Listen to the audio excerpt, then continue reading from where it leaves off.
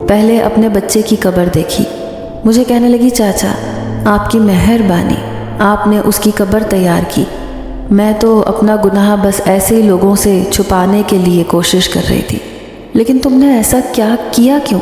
مجھے بہت غصہ آ رہا تھا اس لڑکی کی حرکت پر۔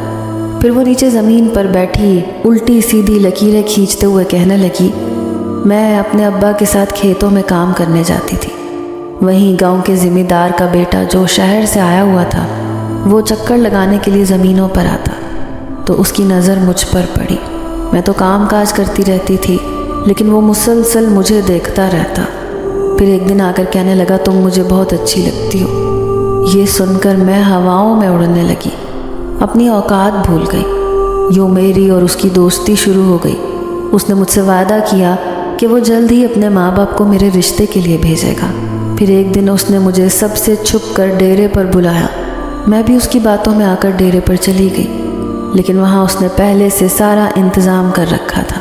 پھر اس نے میرے ساتھ زبردستی کی، میں نے اس کے سامنے ہاتھ جوڑ دیے، کہنے لگی کہ اب تم مجھ سے شادی کر لو ورنہ میری زندگی برباد ہو جائے گی۔ کہنے لگا میں جلد اپنے ماں باپ سے شادی کی بات کروں گا، لیکن پھر وہ واپس شہر چلا گیا۔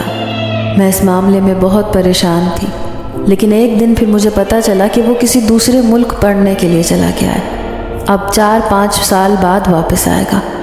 یہ سن کر مجھ پر قیامت ٹوٹ پڑی، کیونکہ اس کا کیا گیا گناہ میری کوکھ میں پل رہا تھا۔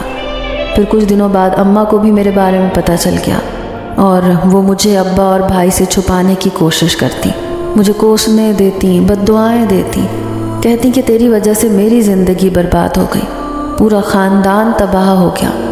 اب میں کمرے میں پڑی رہتی تھی۔ آہستہ آہستہ ابا اور بھائی کو بھی پتہ چل گیا کہ میری حالت کیا ہے۔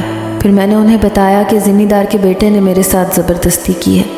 اماں کہنے لگی کہ ضرور تو نے بھی اس کے ساتھ یارانہ قائم کیا ہوگا، تبھی تو اس کی اتنی ہمت بڑھ گئی جو ہم سے چھپ چھپ کر اس سے ملنے جاتی تھی۔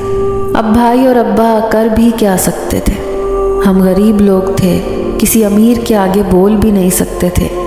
یوں اماں نے مجھے ایک کوٹھڑی میں چھپا دیا۔ سارے محلے پڑوس کی عورتوں کو کہنے لگی کہ وہ اپنی خالہ کے گھر چلی گئی ہے۔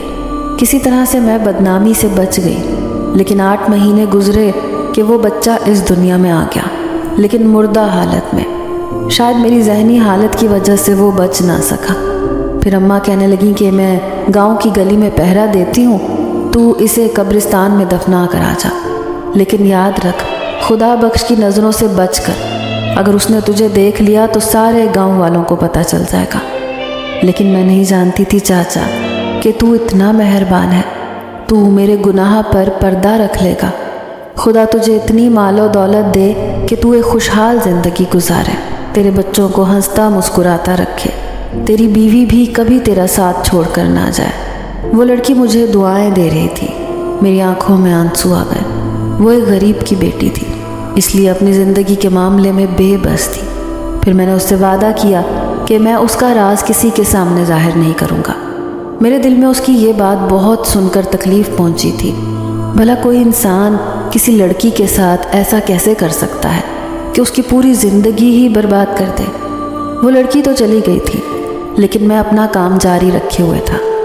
پھر میرے ساتھ ایک بڑا عجیب و غریب واقعہ پیش آیا جس نے مجھے ہلا کے رکھ دیا۔ اس بات کو ابھی کچھ دن گزرے تھے۔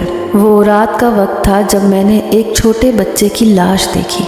وہ لاش بالکل بے یار و مددگار جھاڑیوں میں پڑی تھی۔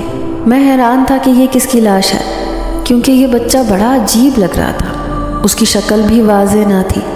پھر سوچا کہ اسے دفنانا چاہیے،